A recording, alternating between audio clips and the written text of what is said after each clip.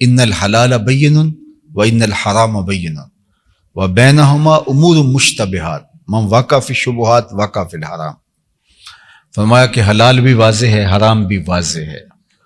حلال اور حرام کے درمیان کچھ شبہ والی چیزیں ہیں، تو جو شبہ والی چیزوں میں پڑ گیا گویا وہ حرام میں پڑ گیا۔ تو ہمیں شک بھی پڑ جائے کہ یہ غذا ہماری صحت کے لیے مضر ہو سکتی ہے تو ہم اس کو ترک کر دیتے ہیں، چونکہ متبادل اور بہت ساری غذائیں موجود ہیں۔ ہمیں پتہ چلے کہ اس ہوٹل میں جو کھانا پکتا ہے وہ ناقص ہے اور صحت کے لیے نقصان دہ ہو سکتا ہے، تو ہم کہتے ہیں قطاریں لگی ہوئی ہیں اور کسی ہوٹل سے کھا لیں گے، اس کو ہم ترک کر دیتے ہیں۔ تو اسی طرح حلال بھی بالکل واضح ہے اور حرام بھی بالکل واضح ہے، درمیان میں شبہ والی چیزیں، تو جس نے شبہ کو ترک کر دیا اور وہ اس نے اپنا دین بچا لیا، اور جس نے شبہ کو اختیار کر لیا تو گویا اس نے اپنے آپ کو حرام میں مبتلا کر لیا۔ تو اس لیے ہمیں بہت محتاط زندگی گزارنے کی تلقین کی گئی۔ جو واضح حرام ہے اس کو تو ہم ترک کریں گے ہی کریں گے، اور جو مشتبہ چیزیں ہیں جن میں شبہ ہے تو اس کو بھی ہمیں ترک کرنے کا کہا گیا ہے۔ اور ہم عملی زندگی میں شریعت کے علاوہ بہت سارے امور میں ایسا کرتے ہیں کہ جس چیز میں شبہ پڑ جائے تو اس چیز کو ہم چھوڑ دیتے ہیں کہ ہم صحت کا نقصان نہیں کر سکتے تو ہم دین کا نقصان بھی نہیں کر سکتے۔ تو اس لیے بہت ساری چیزیں ہیں کہ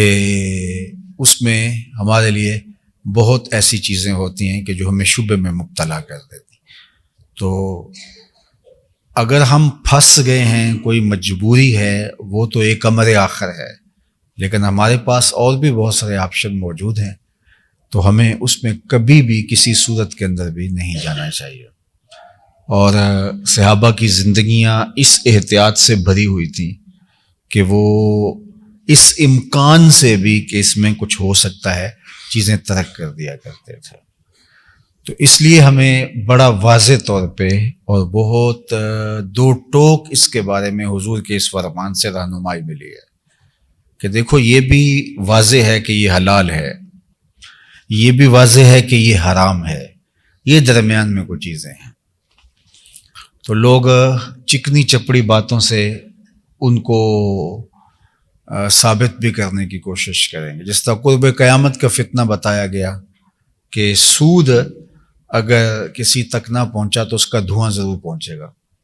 یعنی کسی نہ کسی طریقے سے ہمارے اندر وہ چیز داخل کر دی جائے گی، اور ظاہر ہے کہ فتوے بھی اس پر موجود ہوں گے اور آراء بھی موجود ہوں گی۔ تو اس حوالے سے ہمیں محتاط زندگی اختیار کرنے کی تلقین کی گئی ہے۔ اسی طرح بعض اوقات ہم جب کچھ چیزیں ہمارے حق میں ہو سکتی ہیں، ہماری عدالتیں ہمارے حق میں ان کا فیصلہ دے سکتی ہیں، ہمارا قانون ہمیں جو ہے وہ آسانی دیتا ہے ان چیزوں کے حصول میں، اور ہم سمجھتے ہیں کہ وہ چیزیں ہمیں شرعاً اخلاقاً ہماری وہ نہیں ہیں، تو ہم کسی منصب پہ بیٹھ گئے یا کوئی ایسا شخص جو اعلیٰ منصب پہ بیٹھا ہے جس کے اختیار میں ہے جو چاہے کر دے، اور ہمارا اس سے تعلق ہے یا ہم اس سے کوئی راہ و رسم بڑھا کر کے اس کو خرید لیتے ہیں اور وہ چیز اپنے حق میں لے لیتے ہیں، اور باقاعدہ عدالتی فیصلہ بھی اس مکر و فریب کے ذریعے سے یا اس جال سازی کے ذریعے سے ہمارے حق میں ہو جاتا ہے، تو اس پہ بعض اوقات ہم بہت زیادہ مطمئن ہو جاتے ہیں کہ یہ عدالتی فیصلہ ہے، حالانکہ ہمیں پتہ ہوتا ہے کہ یہ جو فیصلہ ہے یہ غلط فہمی کی بنیاد پر یا جھوٹ کی بنیاد پر یا رشوت کی بنیاد پر یا مکر و دجل و فریب کی بنیاد پر جو ہے وہ ہمارے حق میں ہوا ہے۔ حقیقت حال ہماری آنکھوں کے سامنے روشن ہوتی ہے اور واضح ہوتی ہے۔